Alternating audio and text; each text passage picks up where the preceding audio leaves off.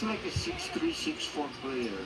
Now you can convert from the 4 to the 3. And then you develop an outside shot. That's right.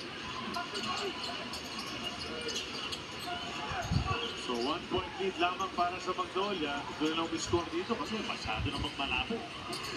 Nice pass. Can he put it in? No. Paul Lee with the rebound. And that's a good call.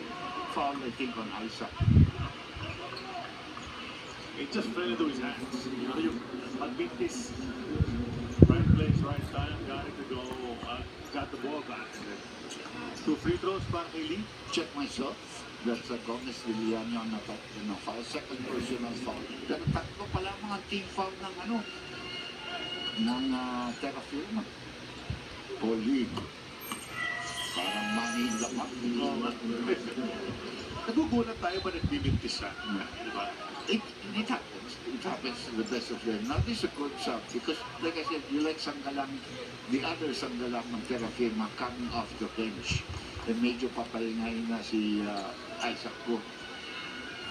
They got themselves back in the ball game. Game for me, perfect.